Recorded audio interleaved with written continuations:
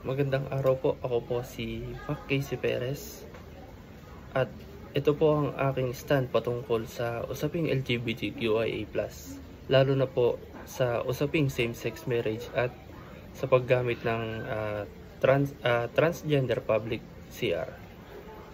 Sa same-sex marriage, una po sa same-sex marriage is, yes po, pabor po ako doon dahil bakit natin nahadlangan ng mga taong nagmamahalan kung wala naman silang ginagawang masama at wala naman silang inaapakang tao.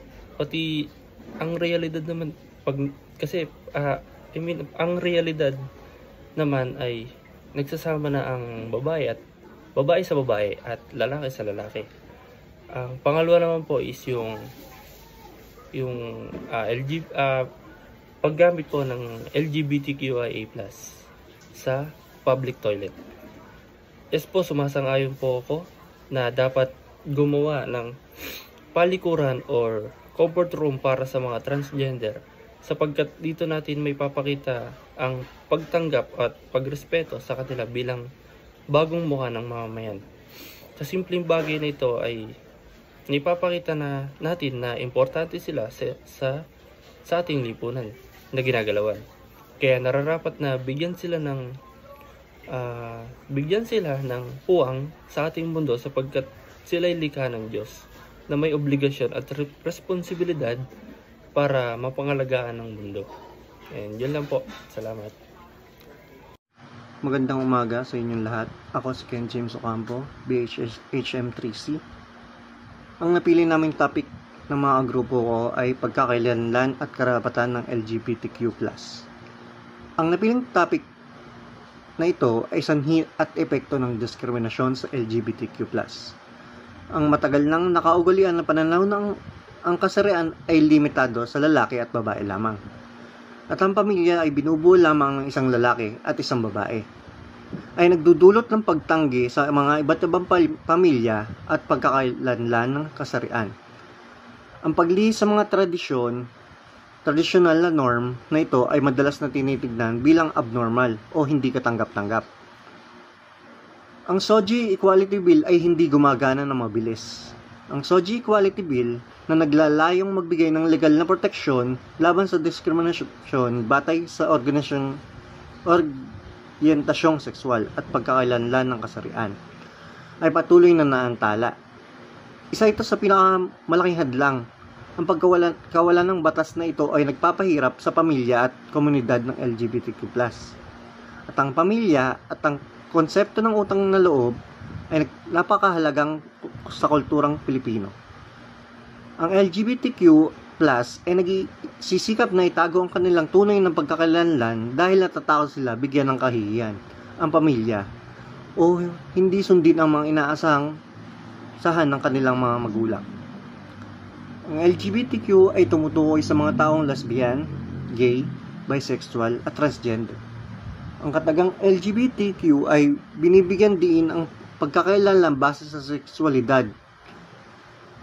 Ito ay gay, bisexual, lesbian, transgender ay isang grupo ng individual na naglalayong paglaban ng kanilang karapatan bilang isang tao o kasapi ng isang lipunan.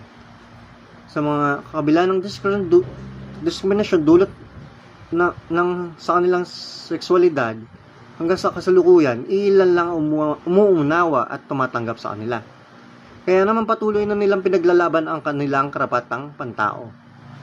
Ang bahagi ng isyong ito ay maselan dahil naghahayag ito ng mga saloobin at hinanakit sa bawat miyembro ng isang LGBTQ. Dahil sa mga panghuhusga at pananakit na ginagawa sa kanilang mga ibang tao, gaya na lang pagtawag sa kanilang bading, bakla o tomboy. At iba bang ilan lamang ito sa nararanasan nila araw-araw. Dahil ayon sa kanila, sila mismo ang nakaranas ng mga pambastos dahil sa mga kanilang gender identity. Kaya naman ang iba sa kanila takot mag-come out or sabihin ng tunay na kasarian. Natatakot na din sila na mahusga ng iba at ng sarili nilang pamilya. At may mga iba pong hindi natatakot na sabihin ng tunay ng pagkakailanlan. Ang diskriminasyon ay maraming mapinsalang kahinatnan sa buhay ng isang tao, lalo na sa kanilang nararamdaman. Maraming LGBTQ na tao, kundi man lahat, ang dumadaan sa mababang pagpapahalaga sa sarili, labis na pag-isip at mababang tiwala sa sarili, bilang resulta ng problemang ito.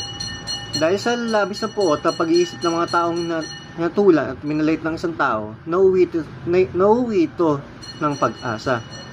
Maraming pagbabago ang nangyari sa ating panahon, hindi lamang sa ating kapaligiran kundi pati na rin sa ating sarili. Dahil halos kalahati ng populasyon at kabilang na ngayon sa komunidad ng LGBTQ, maraming tao ang pumayag na bumuo ng organisasyong ito, habang yung iba tulad ng simbahang Katoliko ay hindi pa rin naaprubahan. Iba't ibang tao ang may iba't ibang pananaw sa isyong ito. Marami sa kanila ang tumatanggi na kilalanin ang kanilang pagkakakilanlan ng kasarian dahil ito ay sinasabing labag sa Biblia o wala ito lugar sa mundo. Habang ang iba ay nangangatwiran na hindi natin mapipilit. Ang mga tao maging kanilang kasarian ay dapat na igalang kung sino sila. Ayon sa aking mga nakikita at mga naririnig, mahirap sa kanilang sitwasyon dahil kailangan pa nilang marinig ang opinyon ng ibang tao, positive man o negatibo. At mahirap din sa kanila na hindi sila tanggap ng karamihan at nakakatanggap pa sila ng masasakit na salita tungkol sa mga pagkaaral ng relasyon. Magandang gabi sa inyo lahat. Ako si Ivan Chris Hernandez, BSHM 3C. Ang napili naming paksa o pamagat ay pagkakakilanlan o karapatan ng LGBTQ+. Isang paninindigan o suporta ng LGBTQ+ community ay mahalaga upang mapalaganap ang pagkakapantay-pantay sa lipunan sa kabila ng mga hakbang tungo sa inklusibong lipunan. Marami pa rin sa LGBTQ ang nakaranas ng diskriminasyon, pangungutya at karahasan sa pamamagitan at paninindigan at suporta mula sa iba't ibang sektor ng lipunan o gobyerno, paaralan, simbahan at mga individual. Maaaring masigurado na sila ay trinato ng may dignidad at respeto tulad ng sinuman. Bukod sa karapatang pantao, ang pagtanggap at pagsuporta sa LGBTQ+ ay nakakatulong sa pagbuo ng isang lipunang bukas sa pagkakaiba-iba. Kapag may sapat na suporta at nagkakaroon ng mas ligtas na espasyo ang mga miyembro ng komunidad upang maipahayag ang kanilang sarili ng walang takot, ito ay nakakaapekto hindi lamang sa kanilang kalusugan mental at emosyonal, kundi pati na rin sa kanilang kontribusyon sa lipunan, sa sining, agham, edukasyon at iba pang larangan. Sa huli, ang paninindigan para sa LGBTQ+ ay hindi lamang issue ng kasarian o sexualidad, kundi issue ng pagkatao at katarungan. Kapag pinipili natin manindigan para sa kanila, pinipili nating ipaglaban ang prinsipyo ng pagkakapantay-pantay, pagmamahal at respeto para sa lahat. Sa ganitong paraan, nagiging instrumento tayo ng pagbabago tungo sa isang makatarungang lipunan. Mahalaga rin ang paninindigan at suporta sa LGBTQ+ upang mapalakas ang kanilang boses sa mga usaping panlipunan at pampolitika. Sa maraming lugar, hindi pa rin pantay ang karapatan ng mga LGBTQ+, gaya ng mga pag-aasawa, pagkakaroon ng legal na pagkakakilanlan at akses sa serbisyong medikal. Sa pamamagitan ng kolektibong suporta, nagkakaroon ng lakas ang kanilang panawagan at mas nagiging posible ang pagbabago sa mga batas at patakaran na naaayon sa karapatan ng lahat, anuman ang kanilang kasarian o sexual na oryentasyon. Isa ring mahalagang dahilan kung bakit kailangan ng paninindigan ay upang labanan ang maling impormasyon at negatibong pananaw tungkol sa LGBTQ+. Sa ilang kultura o relihiyon, madalas silang nababahiran ng maling paghusga ng nagdudulot ng stigma at pagtalikod mula sa sariling pamilya o komunidad.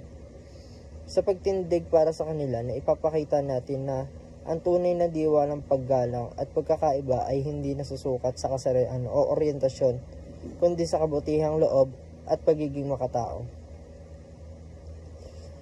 Panghuli, ang pagiging kakampi ng LGBTQ+ ay nagpapakita na tayo ay handang tumindig para sa tama kahit hindi tayo direktang apektado. Ang suporta ay hindi kailangan magmula lamang sa mga kasapi ng komunidad, kundi mula rin sa mga kaibigan, guro, magulang at kapwa mamamayan.